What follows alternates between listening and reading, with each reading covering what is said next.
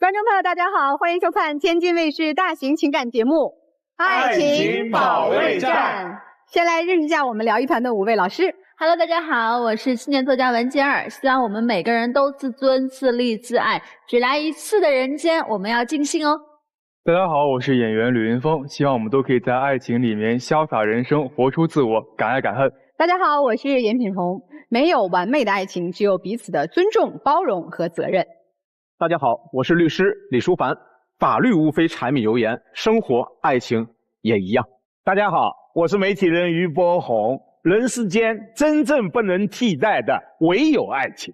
那今天我们的2组嘉宾在爱情当中遇到了怎样的困惑呢？让我们一起来认识一下他们。首先要疗愈的是本期第一对情感嘉宾谢先生，36岁，来自湖南，乐器老师；吴女士，32岁，来自辽宁，舞蹈老师。他们究竟遇到了怎样的情感困惑？你们来这想解决什么问题？他觉得我们俩吵架都是因为我脾气暴，说我在家嚣张跋扈，已经到了人神共愤的地步。我来这儿就是想好好评评理。我平常在家总吵不过他，我这次来希望老师能当我的嘴替，能帮我教育教育他。你对另一半有什么不满？我和婆婆之间有矛盾，她老是向着她妈。我们之间一起办的培训班，她觉得我没什么用，老是拖她后腿。我跟他在一起吃苦这么多年，他对我只有埋怨，没有感激。他和我一吵架总上头就提离婚，而且还总翻旧账，总是内耗我们的感情。妈呀，这媳妇儿脾气不好到刚才用了什么词儿？人神共愤。这什么事情会引起这么多的不愉快？是这样的，我们2020年的时候在广州买了一套50多方的一个一居室，他就跟我说他想让他妈过来，他说他妈想孩子了。因为我们的房子只有50多个方，一居室，其实我们一家3口生活在一起已经很拥挤了。那如果说让他妈再过来的话，我觉得就生活上会有很多的不便利，所以我是不同意的。但是呢，他在我完全不知情、完全没有跟我协商的情况下，他把我们的房子通过中介挂到了网上，然后想换一个2室1厅的房子。理由就是他想把他妈接过来。房子只是挂到网上了，又没开始卖，对吧？再说了，我妈过来是不是可以帮帮我们？你妈那是帮我们吗？因为以前我们是有跟婆婆在一起生活过的，因为我是生完我女儿2个月的时候，然后跟她回到了她的老家湖南。因为当时我也是刚生产完嘛，可能有一些产后抑郁的倾向。后面我有白天出去上班，婆婆在家带孩子，然后我婆婆就每天都会跟我的女儿说你妈不要你了，你妈就是个没良心的。每天接收她这样的信息以后，然后我女儿真的就每天下班以后回家就不找我了，很抗拒我。那我妈那是开玩笑，因为我妈他们在老家的时候，老人经常会这样去哄孩子。还有一次，我女儿还在吃母乳，我就发烧了，烧到了39度多。但是我婆婆就是怕我吃了药或者是打了针的话会影响我女儿吃母乳嘛，她就不同意我吃药，也不同意我去医院。然后居然她也同意了。后面因为发高烧导致我烧成结膜炎。那我同意是因为本来我妈第一就是为了孩子考虑，第二就是因为我也是从小到大我不会因为发烧感冒，我们就是喝点开水然后捂个被子就行了，所以才是这样。再说了也没想过她会烧成结膜炎这么严重。后面我实在是忍无可忍了，然后我就跟她带着我女儿来到了广州。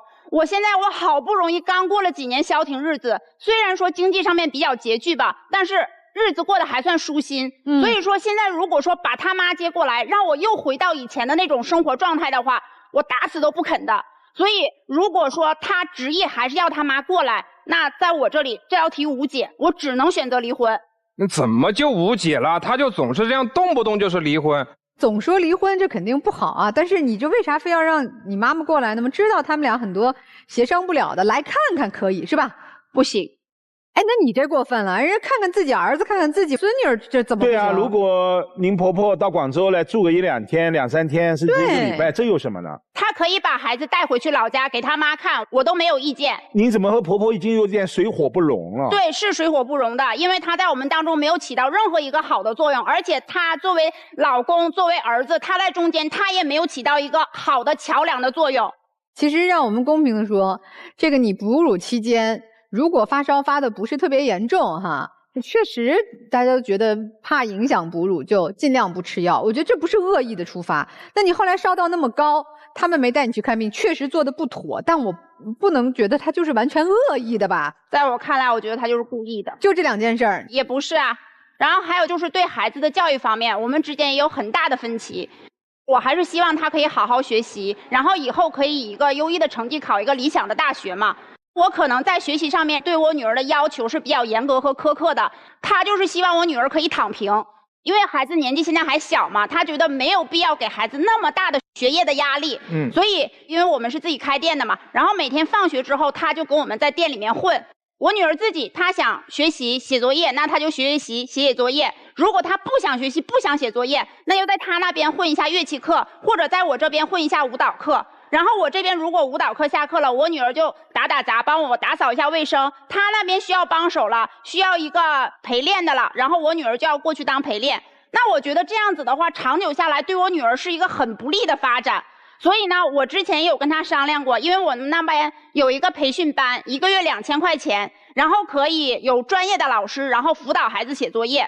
她也不同意啊。我怎么听着你刚才描述那个场景，宝贝女儿一会儿陪陪妈妈，一会儿陪陪爸爸，又打扫卫生，又去做陪练，又学了一些艺术的基本功，又还帮爸爸妈妈做生意。我怎么觉得特好呀？这个场景对孩子的教育模式。可是他现在这么小，我的初衷，我最终我肯定不是希望他去做打杂的一份工作嘛。这怎么是打杂？这帮爸妈呀？他是比较鸡娃的那一种。我是觉得孩子他的出路不是学习这一条路，我觉得他的人生当中可以再学舞蹈啊，有个音乐或者是乐器作为他一辈子的爱好，我是觉得挺好的。你跟大家说实话，你不让我报那2000块钱的培训班，你真的是为了让孩子走艺术这条路吗？然后还有个原因，你在家是怎么跟我说的？还有一个原因就是因为我们之前在老家的时候开过一个店，但是当时开店呢有些钱我们是跟亲戚朋友借的，但是后来店也是亏损了，所以有些钱还没有还完，所以我就觉得能省点就是一点吧。所以在他没有同意的情况下呢，然后这个培训班我也是没有报的，因为我们周一到周五我们是晚上上课嘛，然后所以我就把我女儿一个人锁在家里面，让她自己在家写作业或者学习，这样也不行。然后他觉得我女儿这样做搞得她像一个留守儿童一样，所以我每天晚上10点钟下班，我下班回到家以后，我又要给她辅导作业、检查作业、辅导学习。那毕竟孩子年纪小嘛，他自制力差，这些我都是可以理解的。但是我肯定要在这方面，然后对他予以批评和教育。那么这个时候，他又会跟我唱反调了，然后他就会跟我女儿说：“你妈她就是个大专生，你妈她小学的时候数学她还不如你呢。”诸如此类的话，然后来刺激我。这个是因为他当时不是在批评教育了，我是觉得他是在对我女儿的一种情绪上面的宣泄，他一直在喊在咆哮，所以我是心疼我的女儿，所以我才那么去激她，我是为了把火引到我的身上来。你如果不认同我的教育方式，我们私下里面可以聊的，对不对？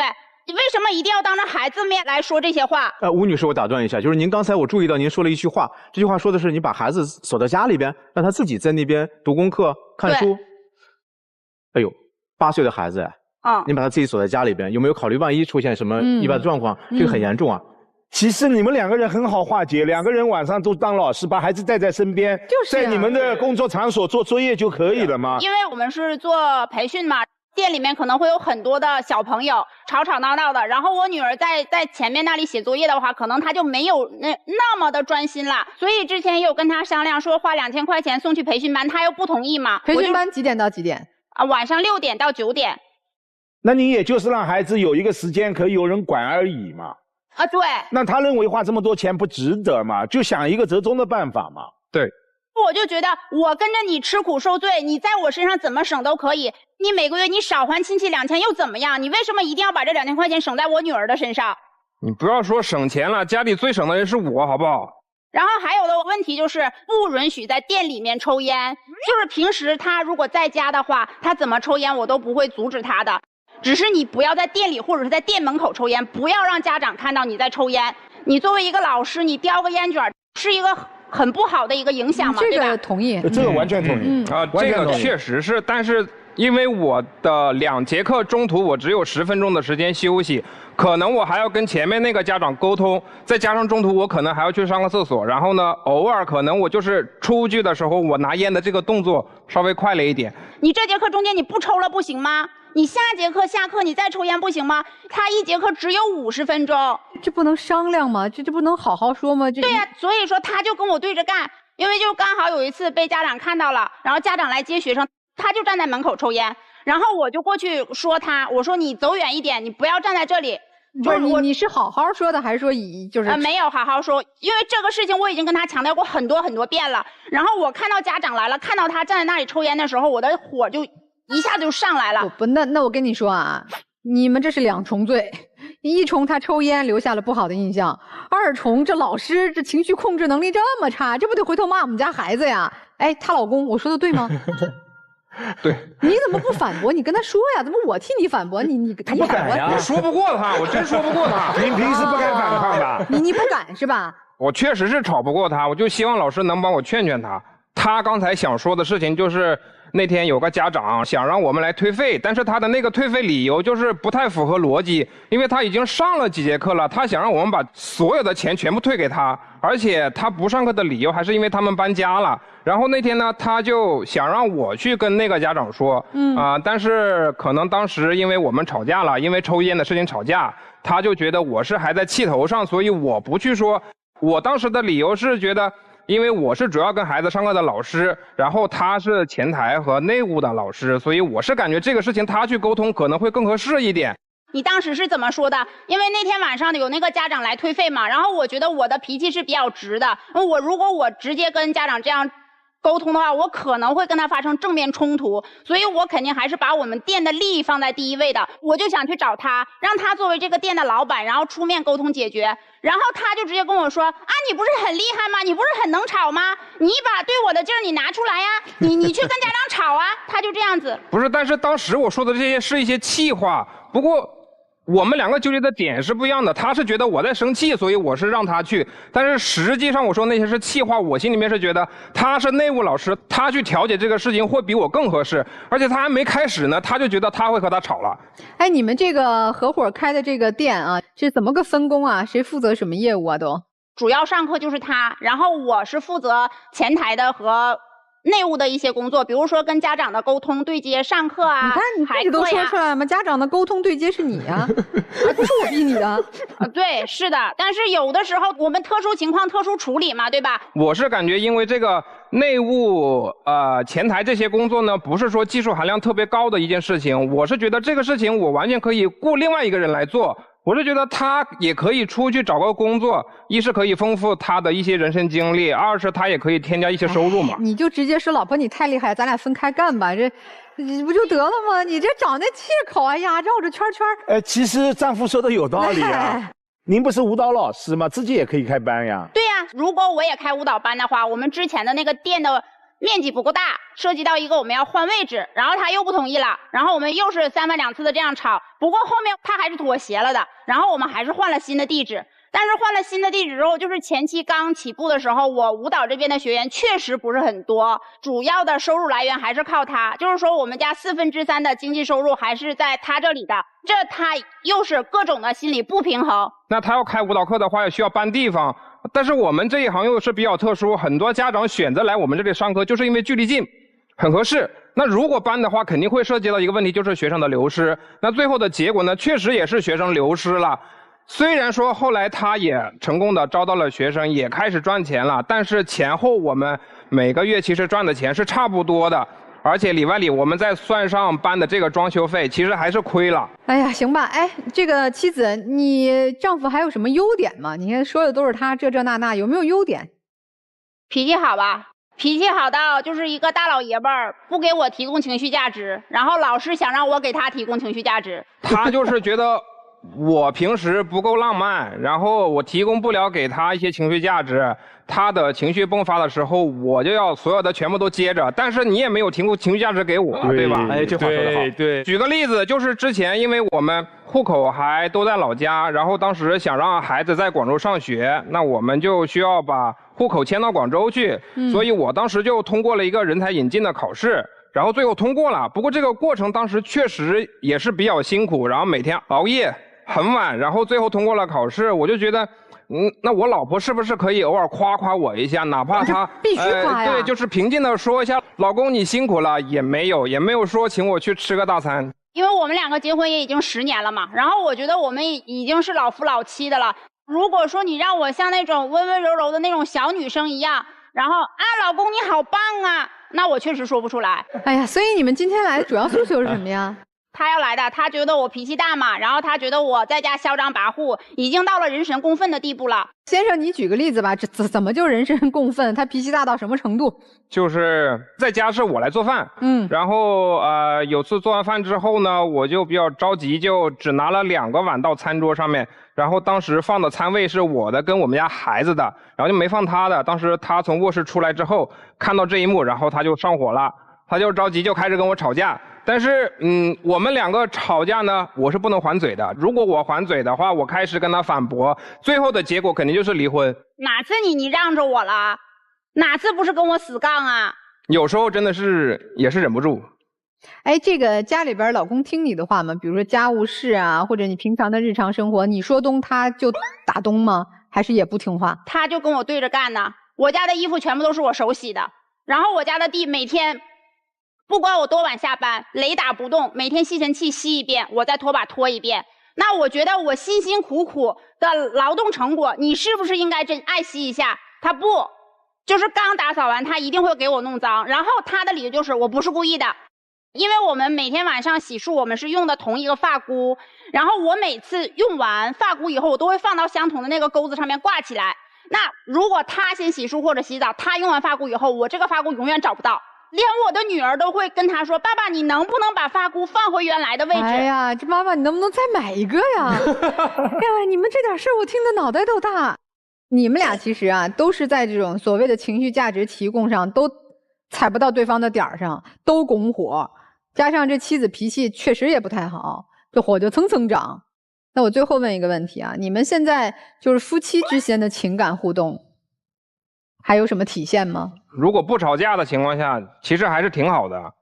就是他太容易着了，一着了之后就马上就从恋人变成仇人。反正他妈要来的话，那就没有感情了。呵，咱就说他。哎呀，落脚点又是在婆婆身上。主要就是他以前带我女儿的时候，然后跟我女儿说：“你妈是个没良心的。”其实我觉得，就是婆婆这句话啊，她不是恶意的。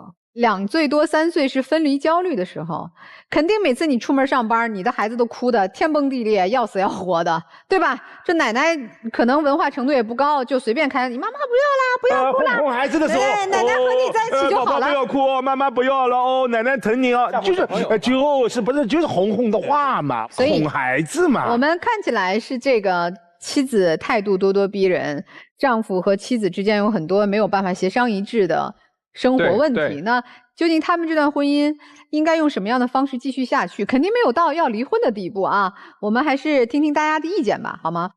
看到他们的婚姻，你们有什么想法？我是觉得就是姐姐这种，我觉得就是跟男方的沟通还是少。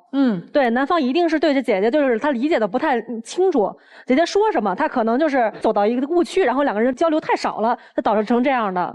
我想跟这位男生说一下，我感觉你全程做的并没有什么错，而且我觉得你老婆事儿确实多了点，你辛苦了。哎呀，你这挑起家庭矛盾的，哎呀，你这挑起家庭矛盾一把好手。听听老师们的建议吧啊。这个女孩没有说出来的话，但是我看出来，就是她觉得自己嫁的有点亏。她什么时候开始觉得自己嫁的亏的？从她哺乳期开始觉得自己嫁的亏的。我跟你讲，人永远是对抗不了激素的，所以导致她的想法就是会往不好的方面去想。你在第一时间，不管你妈妈说什么，你不应该以孩子为先，你应该以母体为先。如果没有她，你没有这个孩子。对，所以我觉得你所有的问题，你们俩夫妻最大的问题是你没有把你的老婆放在一个优先级的位置上。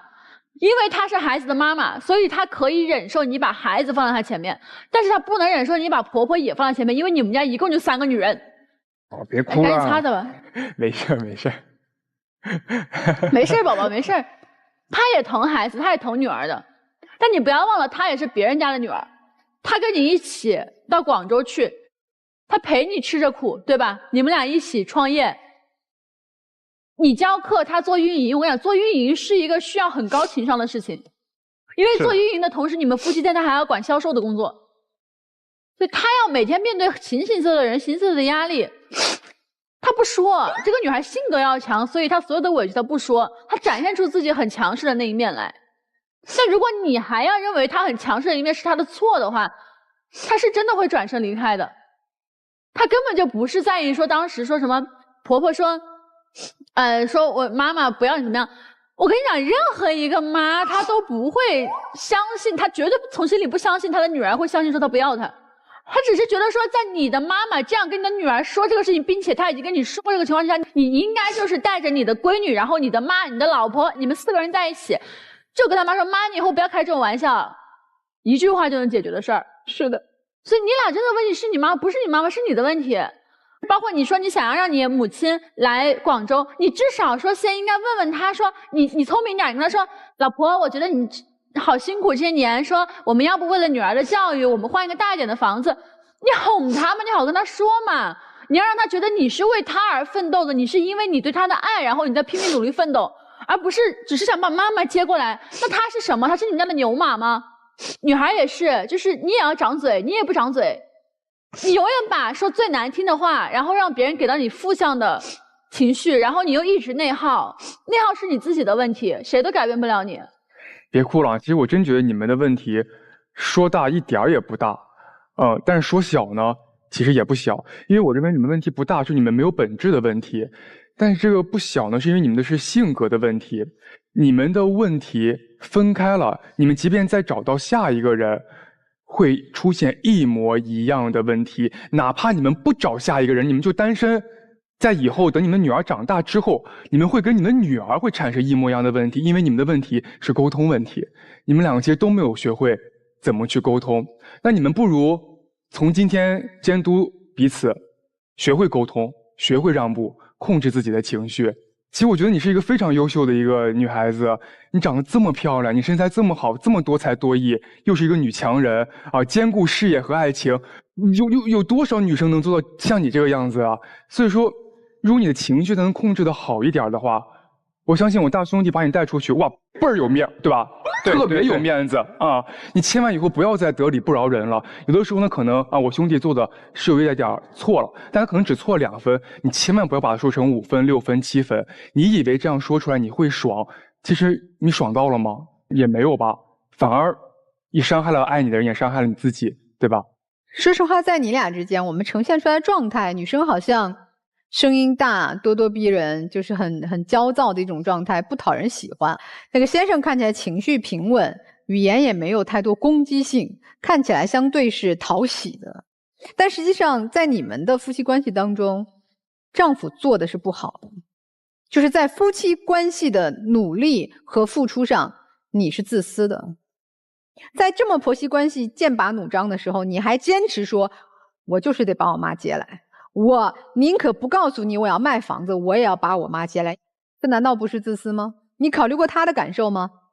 你如果说想尽孝，也想把妈妈留在你们身边，你得先安抚你媳妇儿的情绪，先把你媳妇儿和你妈妈的关系处理好，再接来啊，这才是顾全大局。女生，我也给你一些忠告吧，哈，无论你再爱一个人，再愿意为他奔忙你的生活，你就是你，你走错了一步。当初他说你们分开，他来做这个店，你去自己上班的时候，你就应该走，你就不会今天站这儿哭。他会对你更加尊重，会更加对你赞赏，会给你提供你要的情绪价值。你们俩绑在一块儿，又没有能力处理夫妻店的关系，就变成今天这个样子。没有一个人会长期承受另外一个人的高分贝的吵闹，所以如果你不调整你的情绪状态，本来你愿意全力奔赴的、全身心付出的感情，也会一点一点淡下去，也会一点一点出现裂痕。这种裂痕就像那个玻璃上的小细纹一样，一开始是一个小纹，慢慢会越来越多。有一天如果无力承受，它会碎的。所以调整情绪是你一生的功课。最后值得肯定的，我觉得你们小夫妻啊，年纪轻轻，不颓废，很上进，很努力，爱家、爱孩子、爱老人、爱工作，很棒。首先要给你们自己点个赞的，是很优秀的2个年轻人。所以我们还是很希望你们开开心心、和和睦睦的过下去的，好吗？一起加油吧！啊！今天2位的最底线的核心的诉求就是要不要离婚，还要不要在一起共同生活。我们请把我们的现场假设成一个庭审现场，我们5位是法官合议庭成员。刚才经过了双方的起诉、答辩、法庭调查、法庭辩论，以及庭前庭后的最后几位老师的对你们的调解，现在最后陈述阶段。我先问吴女士，如果我是审判长，我问您，您现在还坚持您的离婚诉求吗？或者说我换一个方式，您同意离婚吗？不同意。既然双方有一方不同意，那么本庭不再调解，双方不予离婚。好，我最后再补充一点，因为我参加的庭审太多了，但凡一对夫妻闹到庭审的时候，一方在这儿嚎啕大哭也好，悄悄抽泣也好，我没有见过一次男士主动上来递一个纸巾。而刚才我看到了，如果今天是一个庭审现场，如果我是我们的合议庭的审判长，我的个人意见，我不允许你们双方离婚，因为你们双方感情用法律术语来讲没有彻底破裂。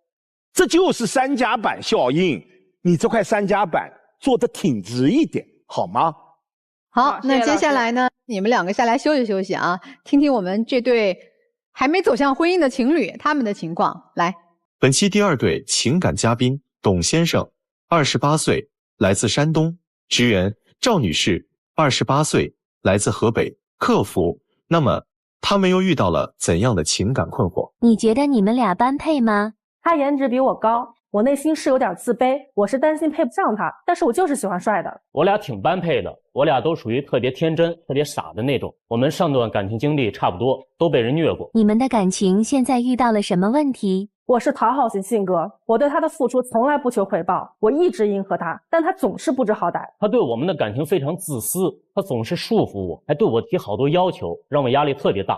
矛盾重重，压力满满啊！这从哪儿讲起啊？谁先讲讲？我来讲，就是从他，我跟你说，他真的很不知好歹的一个男人。就是怎么说呢？他的爷爷奶奶有段时间生病了，家里为了治病就已经欠了就是一段时间钱了。他还就给他前女友就是买2手的奢侈品啊、项链、手镯、戒指，给他前女友付信用卡，给他付房租。然后他跟我在一起之后嘛，他不是外面有债吗？然后他就省吃俭用嘛，我就看着很心疼他。他现在在租着一个700块钱的，就是环境也不怎么样，就是交通也不怎么样的房子。然后我就说，父母在张家口给我就是留了一套70万左右的婚房，我说我把这婚房卖了，我们俩在天街购一套那种2手的小公寓，为我们以后的生活有一个保障。到时候本儿写我们俩的名字。然后我跟他说了之后，他特别生气，他特别不乐意。我肯定不能接受这件事儿。如果说买房子的钱是咱俩一块努力奋斗挣来的，没问题，写上咱俩名字，算咱俩一块的。哦，你把你爸妈在你老家给你留的婚房卖了，然后给我买房子，写上我的名，不是我成什么了？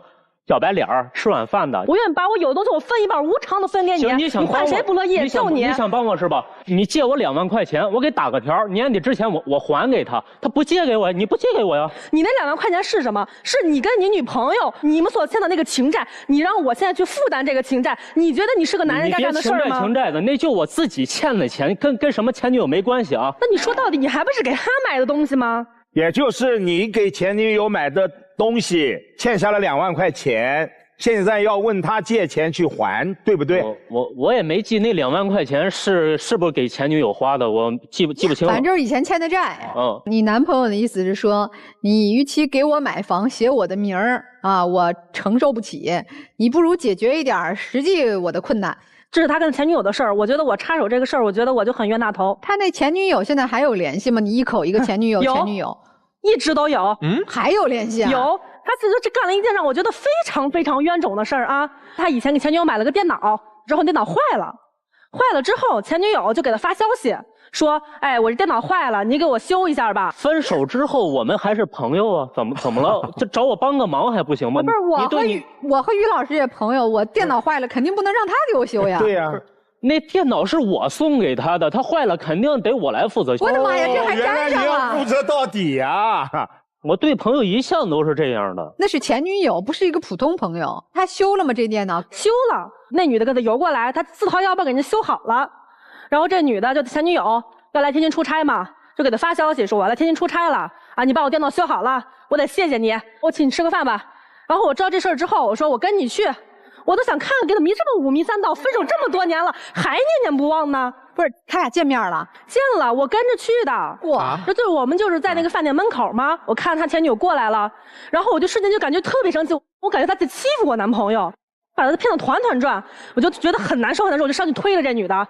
我就推他之后了，他就唯一让我觉得干了一点男人的事儿啊，他拦在我的前头，把我们分开了。我觉得这是他唯一一个，就是我现在就是还跟他好好站在这儿的原因，就是我觉得他这事儿至少是向着我的。你要跟着去的，你上来推人家干嘛呀？我是心疼你被他骗成那样。你可以回去跟我说，你让我在他面前一点面子都没有，你一点面子没给我留。我回去跟你说了没有？我回去跟你说，我说这个钱，你给他修电脑的钱，包括你以前给他花这钱，你要是舍不下那个脸，我舍去脸，我给打电话，我跟他说把这钱还你，你又怎么说的？你说不合适，你说不行。本来就不合适，那钱那虽然是以前我跟他在一块儿，我给他花的，但那怎么着，那是我自愿给他花的，不是说他朝我借钱，现在你替我要债去了，你凭什么管他要？你电脑的钱是不是你掏的？说我吗？我好意思，我怎么不好意思？他之前那个前男友，他俩有一个共同账户，说是俩人一块往里存，全是你存的，你那前男友根本就没往里存过什么钱。完事，他那前男友大手大脚的老提里边钱出去买球鞋。他过生日时候，连个生日蛋糕都没给你买吧，对吧？就那种人你都能原谅他，我怎么就不能原谅我前女友呢？对不对？我前男友我删了，你前女友你现在还联系着呢，你对得起我吗？我说了，分手之后我跟他还能做朋友。谁的前女友是的朋友啊？我有自己对待朋友的方式。咱不吵了啊，谁都有谁的理。但是我跟你说啊，姑娘，他带着你去见前女友，你可别觉得他在那儿怎么着，他心里美着呢。俩女人争我一个，你不是在那儿看热闹，看俩女人打起来，你就是这个心态呀，你没别的心态。没有。我跟你讲，前女友能不能做朋友不算太重要。如果你觉得能做朋友，你现任女友也接受，朋友就朋友。你现女友不接受，你还带上她去，不是等着两人打架，你在旁边看热闹吗？这是什么心态呀？这是。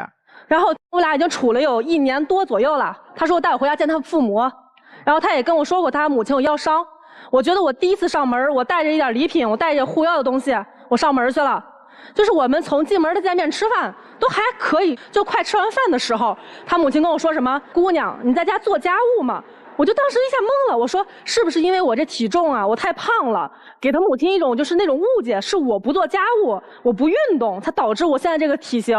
但是我是因为就是跟前男友就是以前就是分手，然后就有受点小刺激嘛，有点小抑郁，吃了一段时间激素药，他催胖的。然后我就跟他母亲这么解释了，我说阿姨，到时候大家一起共同承担吧。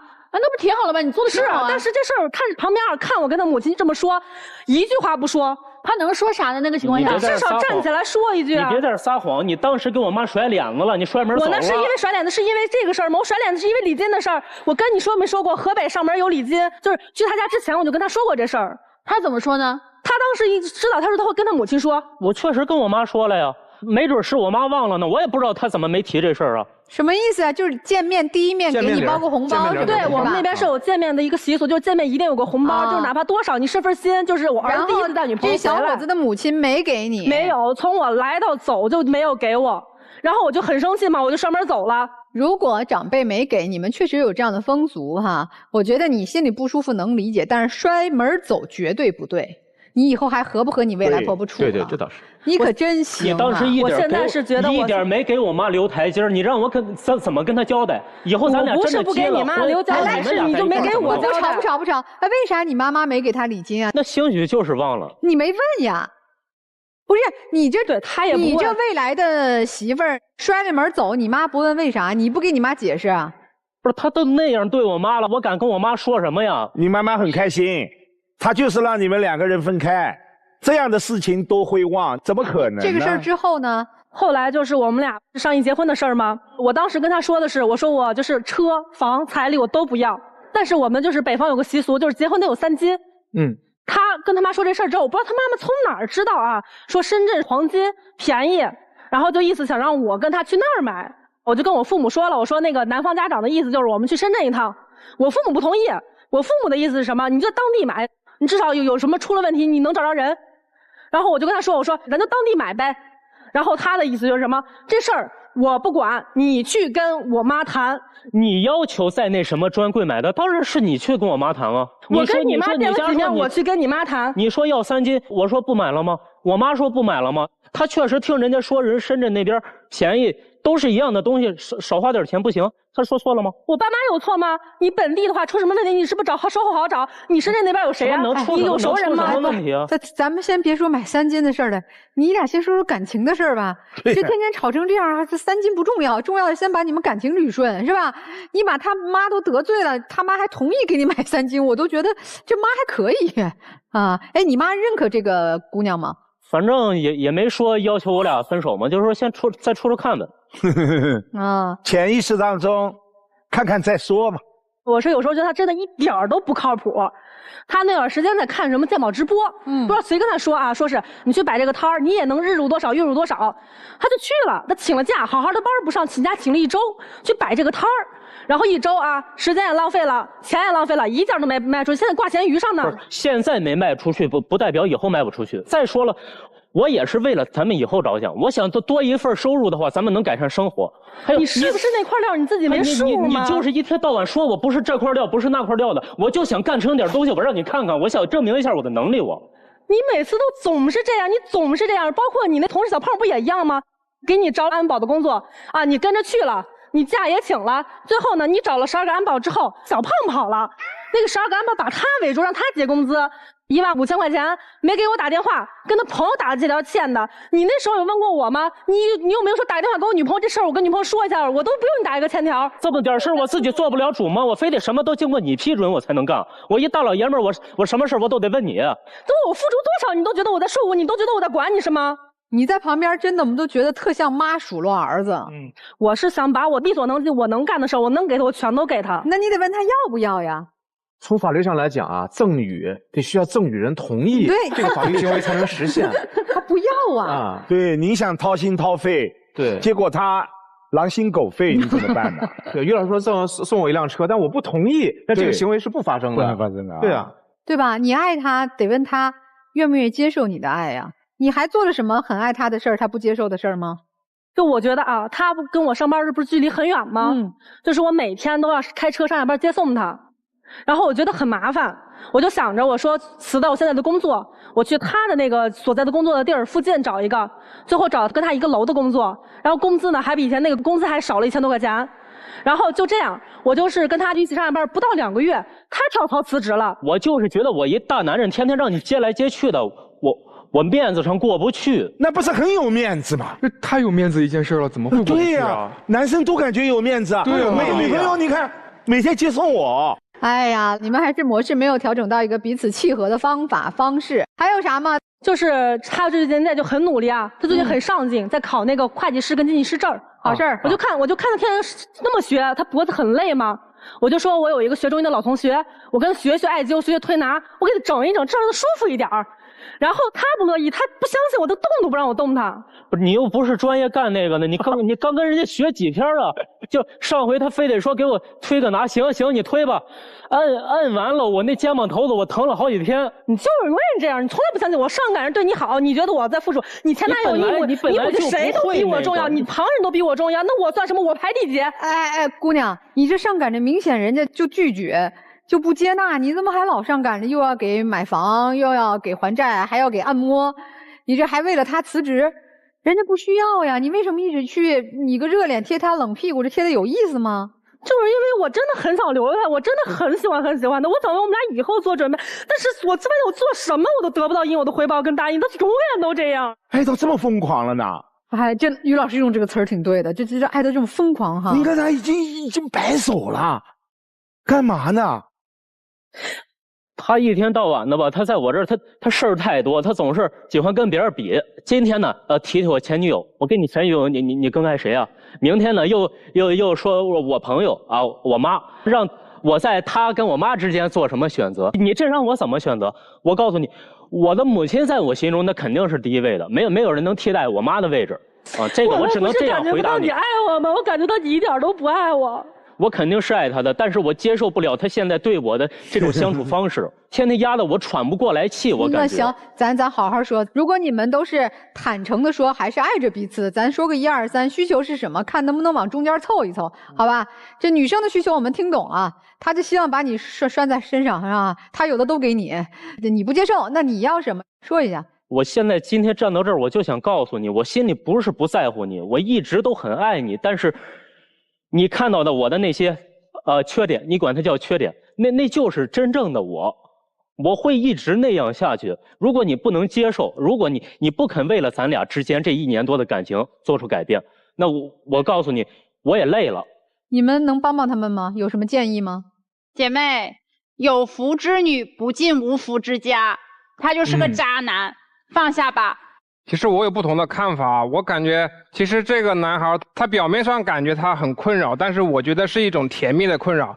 你的女朋友非常爱你，然后你现在是比较要面子，其实你很有男人的骨气，但是你自己把这个骨气的这个牌匾立得太高了，可以放一放。你俩不是失恋群里认识的吗？我告诉你，失恋群里再逮一个别人，你也爱他。你并不是说这个男生有多特别，我不觉得，你就是你自己的满腔爱意，因为前一个人你失恋了，那个人不接受，你现在想找一个人来装下你的满腔爱意，你想要给他10分的好，换他对你1分的好。你现在还有钱，你还有时间，你还年轻。我说你有时间你去减肥，不出3个月，你让他配不上你，你在这哭哭啼啼的干啥？我跟你讲，你哭哭啼啼的，在场的所有女性心疼你。你爸妈心疼你，他不会心疼你的。哎，我现在还是很爱你，但是前面说什么都不重要，注意转折，就但是后面才是最重要的。他的前任，你不是他的对手，我知道。对方什么都不付出，对方只要楚楚可怜的跟他求救，他没钱也要给啊，贷款都要去让自己的前女友过得好呀。干什么嘞？我跟你说，你要是现在跟他结婚，未来我跟你说。他可能还冒出个前女友2号、3号、4号，都是他以前爱而不得的人，你怎么办？我没办法。我跟你说，咱争气一回好吗？跟他说拜拜，因为你不甩他，他一定甩你。那么这位男士永远是开局一张嘴说啊，我爱你，我很爱你，我很在意你，行动上真的没看见。可能在你的前任那有，但是在这个女孩上我没看见。不要再画饼了。我觉得你今天最大的问题就是在我看来是你给他画饼。你跟他说有一天我会努力，我会好，有一天我会怎么样，有一天我们会怎么样，有一天到底是哪一天？你要对自己负责任，而且你要跟这个女孩道歉。你一直在给她画饼，为什么要去伤害一个这么善良的女孩子呢？我希望你能真的闭上眼睛问问自己的内心，你爱这个女孩子吗？你是真的爱她跟她在一起的，还是在那样的一个特殊的时间段，你刚失恋，你急需要一个合适的人帮你走出失恋的痛苦而选择跟他在一起的。如果是出于后者或者其他的那个原因不爱他，我希望你能提前告诉他，你别伤害了一个这么喜欢你的一个女孩。其实对于女生呢，我想跟你说的是，就是没有谁离开谁就真的就是活不了的。我觉得你很优秀，你离开了他你一样能活，你唯一需要改变的就是你的脾气嘛，一样的。其实刚刚在台上你咄咄逼人这么长时间，其实我们大家都已经有一点受不了了。以后即便不是跟他，跟其他人，你也会有一样的问题。曾经我身边有一个朋友，感觉像跟你一样的一个情况，就是今天我就是离开了这个男的，我就是活不了了。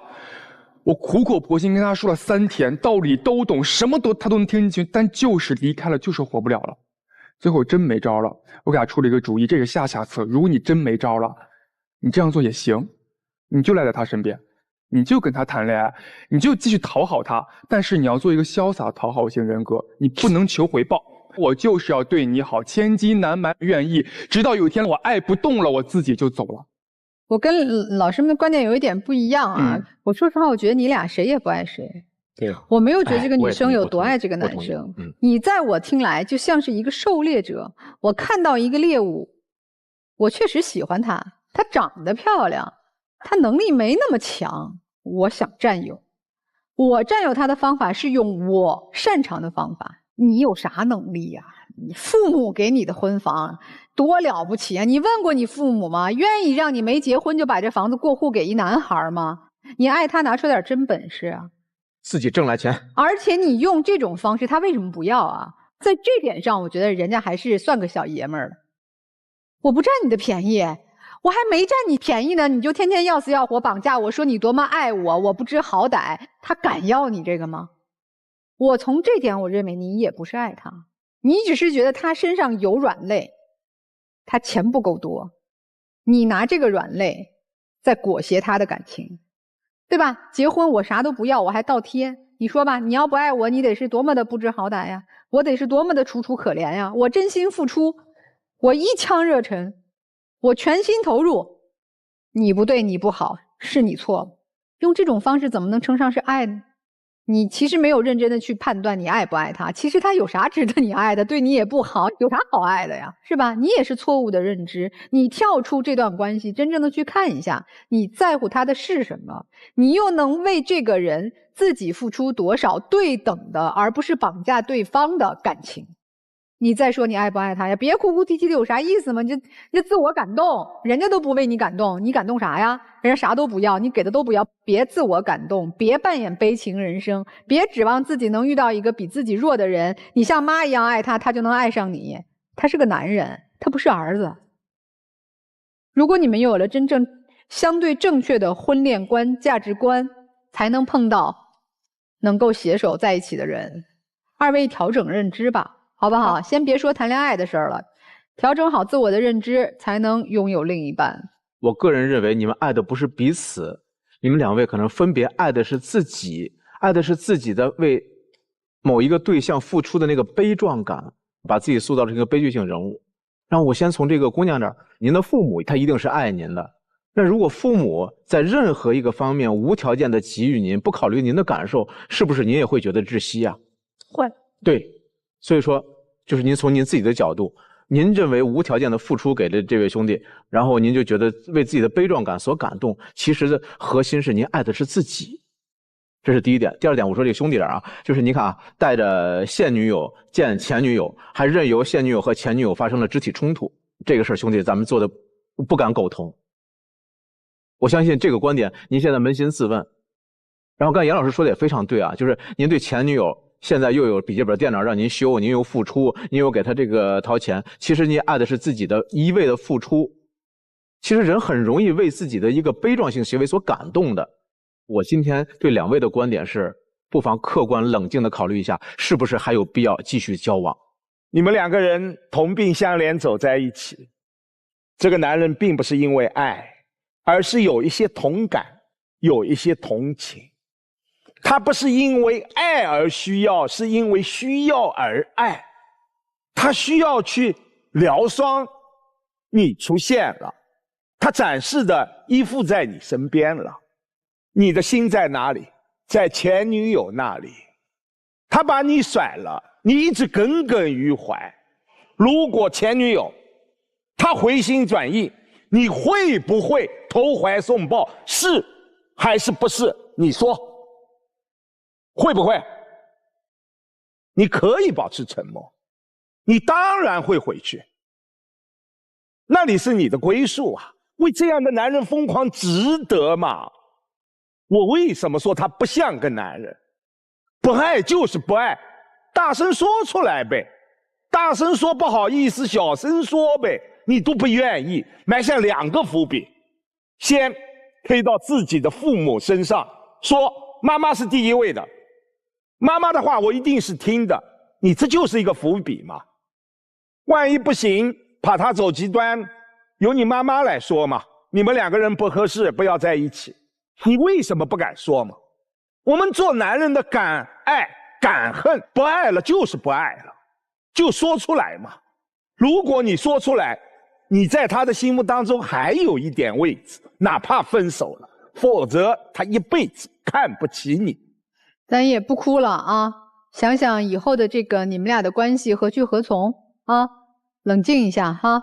我们也请我们第一组嘉宾啊，你们4位都回到正门之后，看看你们的最终选择。来，请回。老师们觉得我们第一组这个夫妻肯定出来是吧？出来吧，肯定出来，我觉得没问题，没问题，没问题啊。关键是看看他们出来之后是不是状态能调整一下哈。来，请开门，欢迎。哎，手拉手。哎，这个手拉手多好。不穿带跟的鞋，穿了也没用。你们俩很和谐，就身高高低一点都不重要，关键是我们爱的心平等就好。对，我觉得5位老师都说的很对，有些事情确实是我可能没有考虑到，然后没有想好，而且他也说了，我们2个互相之间其实都有一些矛盾和问题，然后以后大家好好商量，好好解决就好了。妻子又还委委屈屈呢，这老公多好呀！哎，你看你笑得多漂亮。是。就是还愿意再给他一次机会吧，然后希望以后。你这话说的又不好听，也给自己一次机会。你们俩彼此在一起就都是机会嘛。对，给我们彼此一个机会，然后以后有什么事情，然后我希望我们可以多多沟通啊，有话好好说。那先好好抱一个吧，我们一起见证一下他们的幸福。哎呀，多幸福啊！太棒了。一起为生活加油。好，谢谢老师们。好，谢谢老师。好，再见。那这一对呢？他们会出来吗？那肯定不出来了呀。出来，对，你把门给他封上，我要。真的，我希望他们别出来。就我们的心愿是他不出来，但实际上他们2个会出来吗？不会出来。不会。这个女生，我很欣慰的是，通过我们5位说了以后，她放下了自己。这很重要。对。那希望他们能听懂我们的建议，别出来了哈。来看看结局哈，请开门。这如果出来的话，我把女生拉走。真的，哎呀，没有，这是没有了啊，好事儿啊！说明他们也听懂了我们说的，也对自我的情感的认知有了更清晰的一个解读啊。这个爱情其实总不会那么一帆风顺的，没错。但是长久的爱情都是可以去调教校正的，会越来越好。那不恰当的爱情其实分开也罢，我们去寻找真正属于自己的幸福就好。接下来我们一起进入婚恋新说法。抖音直播间网友心情提问：和老公结婚10年了，老公曾写下保证书说，一旦他做了对不起他的事，他以后就净身出户。现在老公出轨，他要和老公离婚，请问之前写的保证书有法律效应吗？这个问题问得非常好啊，也很有普遍性。话分2面讲。好，如果你们2位互相都认可，而且同意去协议离婚，那么没问题啊。通过离婚冷静期协议之后离婚，这份协议就是有效，可以净身出户。但是如果老公反悔了，到时候闹到了法院要打官司，那就很遗憾，这份保证书关于净身出户是没有效力的。是不是很出乎您意料？我先把法条给到您。关于适用民法典婚姻家庭编司法解释1第69条，因为比较晦涩，我们就不念法条了。说能大家听得懂的话，也就是说，很遗憾，这份净身出户约定无效。为什么呢？道理很简单，离婚是公民的自由，不能辅以任何的条件。听到这里啊，你也别灰心，也别丧气。我告诉您，虽然不能让老公净身出户，但是如果协议里边能体现老公曾经有过出轨，有过和他人同居、和他人重婚的这些事实，意味着什么？2个字，有过错。过错会怎么样呢？将来分割财产的时候，可以对他不分，或者是少分。那谢谢观众朋友收看我们今天节目，也感谢我们的老师们的辛苦工作。我们下次节目再会。